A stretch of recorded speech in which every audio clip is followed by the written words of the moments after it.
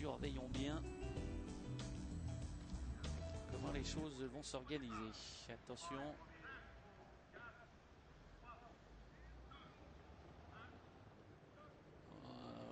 Brillant parti correctement, Orlando Vici en revanche c'est mal parti, est parti au galop Orlando Vici, c'en est fini de ses chances.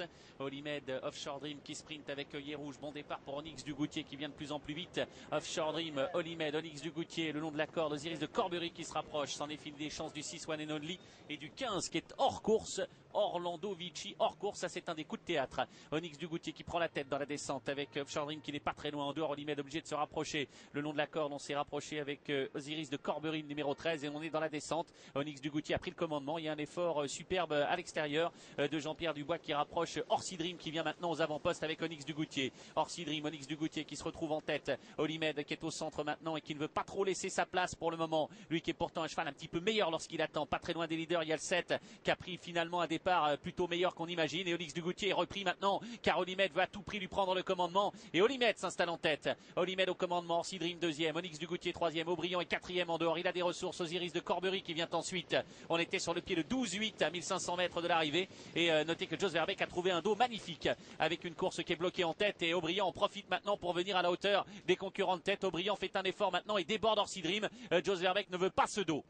Olimed qui contre Aubryon pour se diriger vers le petit bois. Aubryon en tête avec Olimed. Ces deux concurrents se livrent un match terrible. Olimed essaye de prendre le commandement mais on lui résiste avec Aubryon. Aubryon qui prend la tête maintenant. Olimed qui est à la corde. Dominique Lochneux qui n'a pas pu résister à cette attaque d'Aubryon. Aubryon qui va tenter de se rabattre mais il ne le veut pas. Dominique Lochneux lui qui accélère avec Olimed et qui l'oblige maintenant à tenter de résister pour garder le meilleur. Olimed reprend la tête. Aubryon deuxième position. Orsi Dream est troisième. Voilà qui va faire les affaires des attentistes car Onyx Dugoutier à la corde patiente toujours. Nous avons maintenant en point de mire le dernier tournant avec Aubryon qui remet la pression sur Olimed. Ils sont toujours suivis à la corde par Onyx Dugoutier. Aubryon, Olimed toujours aux prises devant Onyx Dugoutier qui n'a pas dit son dernier mot. À l'extérieur on essaye de déboîter maintenant Osiris de Corbury qui tente de venir. Le dernier tournant en vue, Osiris de Corbury fait un joli bout. Olimed essaye de le contrer. C'est beaucoup donné Olimed. Beaucoup trop donné semble-t-il pour le moment. Et Osiris de Corbury le laisse sur place. Entrée de la ligne d'arrivée. Osiris de Corbury qui est en tête. Olimed qui n'en peut plus beaucoup. À l'extérieur, Orsi Dream se rapproche. Onyx Dugoutier qui tente de venir.